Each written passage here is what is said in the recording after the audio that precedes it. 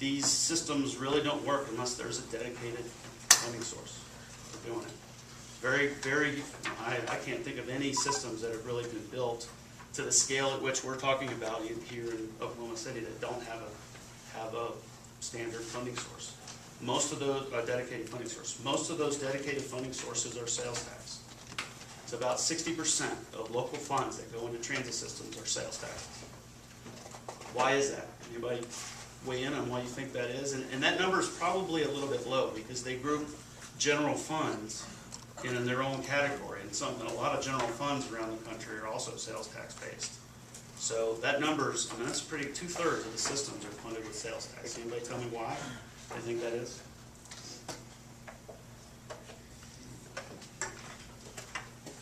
I don't know precisely. Are those out of the state of Oklahoma that you're talking about? Outside of the state of Oklahoma? Yeah. It's national. I mean, nationally, Yeah. 60%.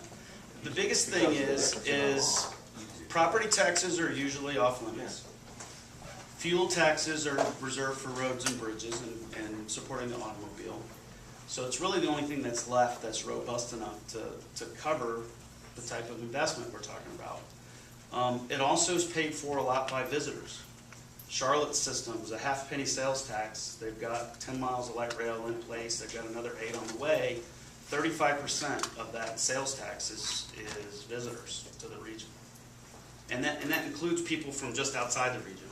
You know, it might be commuting in, you know, buying lunch or whatever. But it's a pretty big number, and it makes sense because they can be significant users of the system. So in funding, we call that nexus. There's a nexus between the funding source and the type of service we're trying to invest in. So I'm not saying that that's the best source out there. I'm just saying that it's typically the only source that's big enough to do it. And in a lot of places now that don't have it in place are sort of at their ceiling. I mean, that's a huge problem in Texas. We just came off a very similar study in Austin where they have a transit authority that gets a penny sales tax, but it's only in Leander, Maynard, and Austin. The growth areas are Round Rock and San Marcos, and they legislatively can't go any higher on the sales tax in use. So we've had to do workarounds, and I mentioned a few meetings ago that they were talking about doing some sort of sales tax increment, but it's still sales tax. and Texas law requires them, if they want to join the authority, they got to do a whole penny. So it has to be a homogeneous level of effort throughout the entire authority. So you know, we don't need to worry about a lot of that stuff for Oklahoma City right now. I mean, I think we want to make sure that we have our laundry list of options, and we'll have that discussion, you know, as we move forward in the process.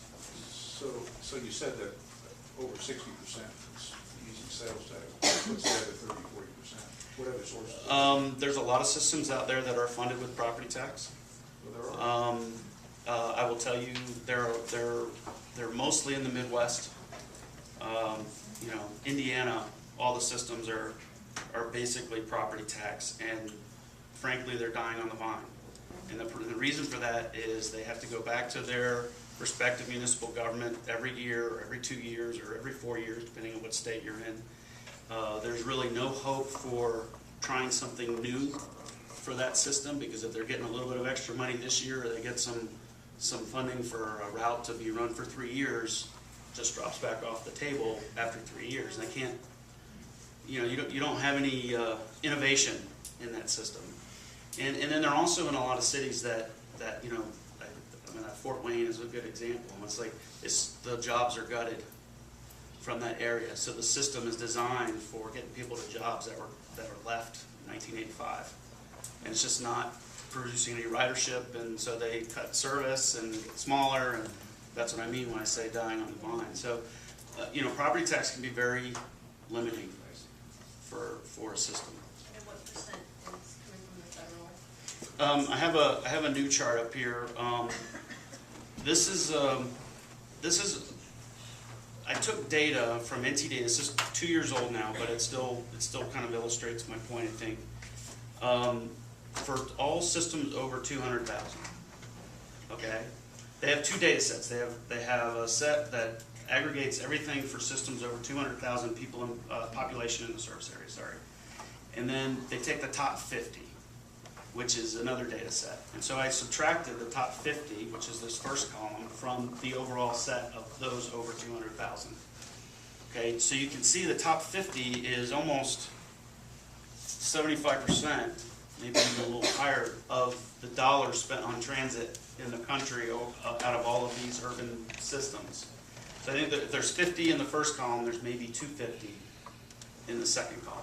Okay, a lot of these systems on the right-hand side are systems that are funded with property tax, and you can see that they have lower fare box recoveries in general, which is coming out of the fare box, and that percentage is based on operating costs only. So fares are not getting they're not even sniffing capital costs. And that's true basically everywhere. I mean, there's no system in the country that operates, at a profit. There's a few lines, outside of New York and Chicago that might make a little bit of money, but overall, transit does not generate the revenue to cover operating costs. I think a good another point on the federal, if we're just focusing on the capital side of things, is we're showing that at least for the top 50 that, well, even the other agencies, so it's between 41 and 54% of the funding is federal. But if you look nationally at the new systems that's being built, the federal share of projects that are being funded by FTA is declining. As the competition between cities gets greater and greater, the local match has been going up and up. And that local match, as Brian said, is largely coming from sales tax. So by legislation, FTA can fund 80%, but the federal funding on most systems is averaging more like 50% than not 80%. And then local funding, which is local and state funding, has been primarily sales tax based, at least in the western U.S. You might go ahead and introduce yourself. I'm sorry. This is Dave Gamone with EPS. So we're helping me with the. We're working as a sub-consultant on the project, focusing on the economic and financing aspects of the project. So Do you see many of the areas that use sales tax primarily, do they match that up with or combine it with hotel motel tax at all? There are a few. Typically, hotel taxes are reserved for supporting tourism. Sure. And those types of things. I can't think of any offhand. There's a few that use car rental fees, like the Raleigh-Durham area uses car rental fees. And Greensboro area in North Carolina use car rental, and it's not a lot. It's not a very robust system. In fact, the one in Raleigh, they don't include the airport, which is where all the cars are being rented. So it doesn't really help you. So just one of the fears that I heard in the East Corridor too, and probably not the official meeting, is money going one way and not coming back. And I don't know if anybody else has that fear, but because we all operate our cities off of sales tax revenue and no ad valorem, I mean, it's strictly off of our sales tax and whatever fees that we charge for services we actually provide in our cities, there's that fear of paying to it and not getting anything in return. So I think it is one thing we really have to focus on is making sure somebody has to go first. Somebody has to go last. Absolutely, and it's got to flow both ways in order for us to be able to sell this for them to go vote yes for it. The other thing on selling something, if it primarily is sales tax based, as Mayor Cornett well knows with the MAPS program, there has to be enough benefit for the general population Right. to vote for it. And there also needs to be, as Brian mentioned, really kind of a nexus between those who are paying and those who are getting a benefit out of what's being proposed. Well, and when we present something new like this, and I know we all have earmarked taxes that you can't change without another vote. Right. And so Those are, And that will be part of our evaluation, is Okay. how enabled, yes. for lack of a better term. Because the certain funding groups source is. will stand up and fight for that earmark that they fought for in the beginning. Sure.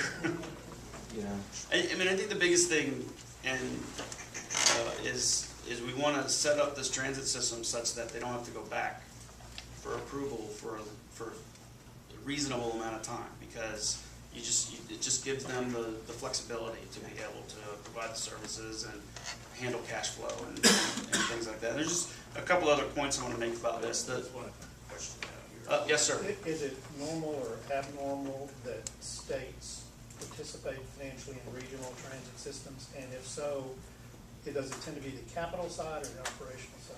The answer to that question is yes. It's all over the board.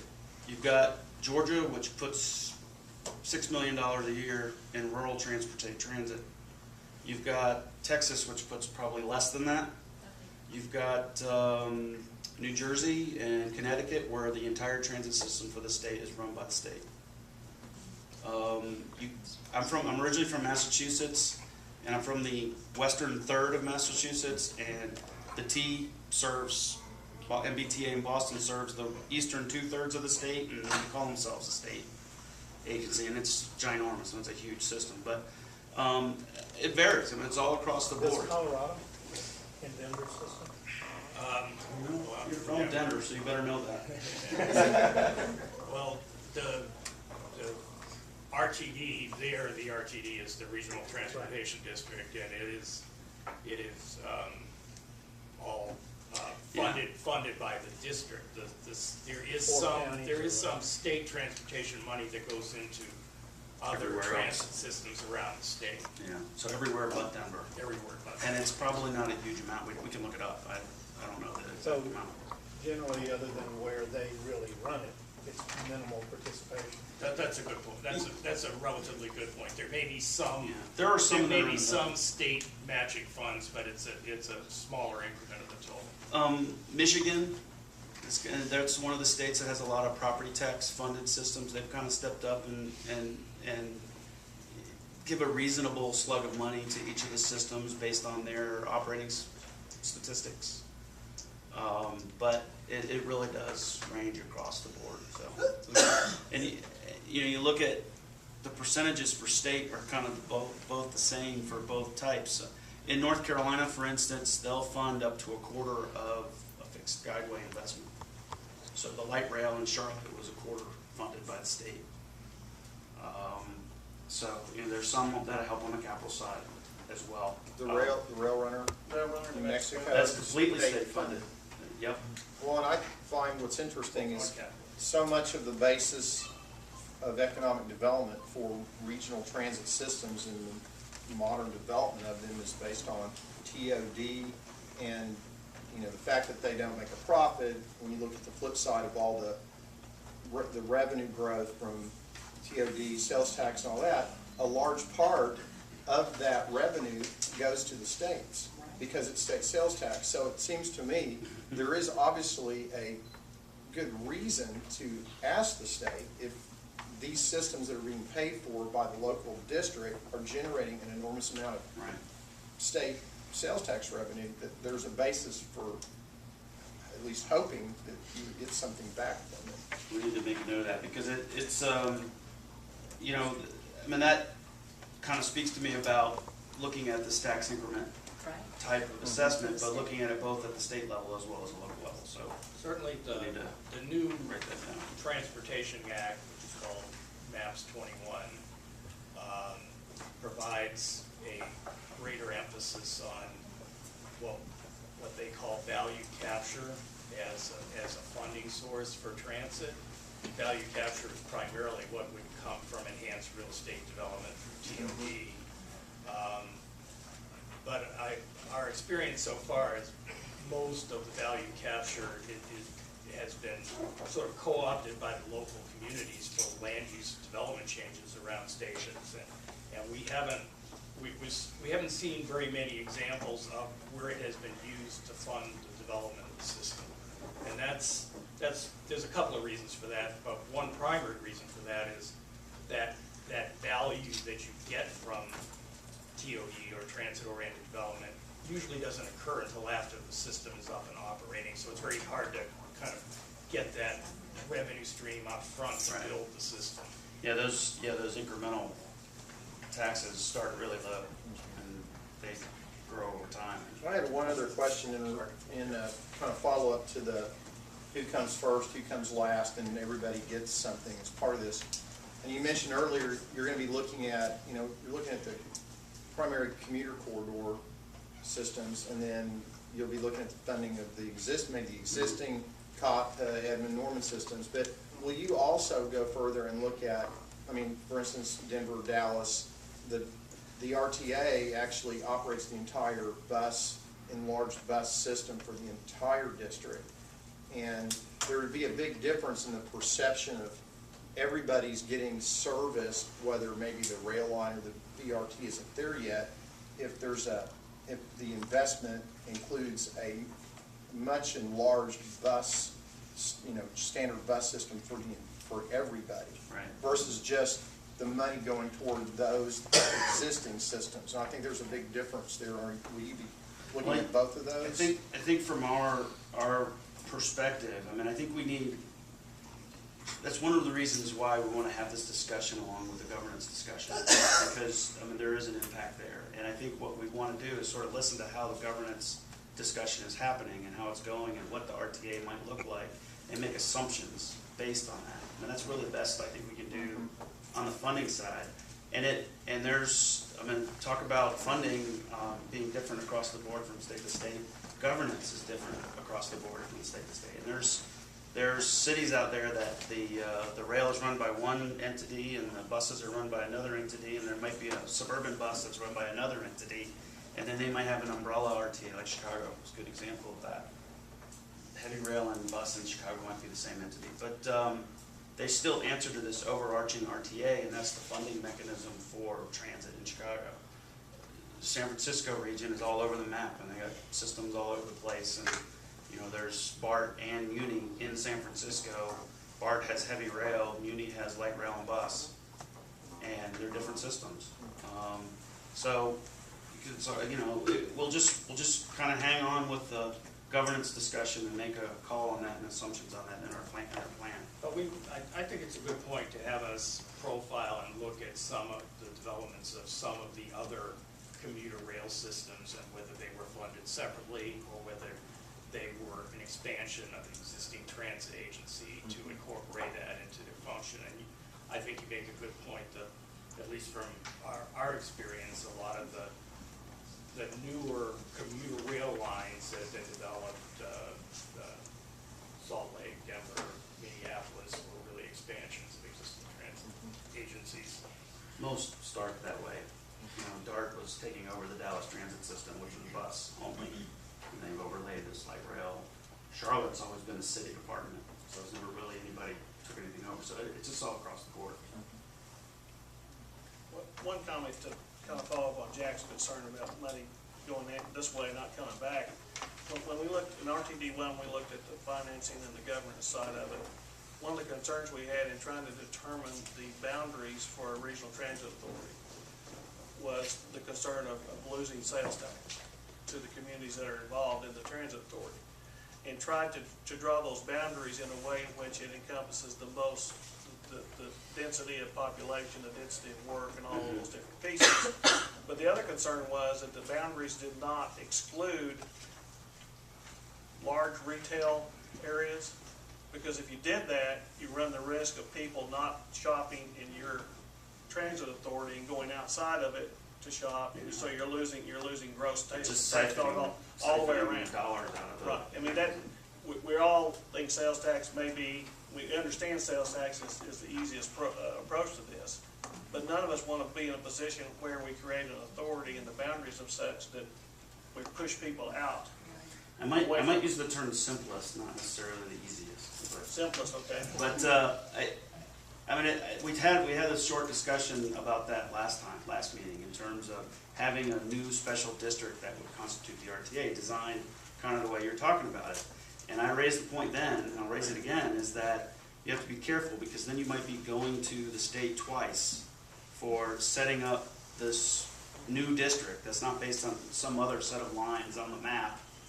And then also trying to figure out a way to collect the tax within that. And then you also have to do referendum votes within that particular district. So I think the funding discussion will help guide the governance discussion on that topic.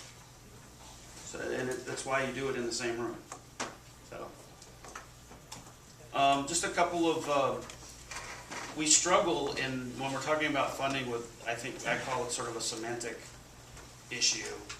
The differences between these terms, revenue, financing, and funding, and probably many of you understand this whole idea that the source of funds, whether it's a tax or a fee or whatever, we call revenue.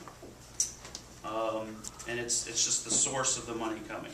Financing, we always call are the mechanisms. If you're bonding, or you're doing a TIFIA loan, or you're doing some sort of grant anticipation note, those types of things, those are mechanisms to generate cash when you need it to make your investment. And then funding is when you assign those dollars to a particular project. A project is funded. And I just put that out there so that people aren't using the terms interchangeably. I think many people do funding and revenue interchangeably. I do it all the time. But I just want to make sure that everybody understands that when we do a financing, we got to pay it back with funding or revenue or both. So just a quick thing on that. I'm going to take a few minutes to talk about federal formula or federal funding sources, just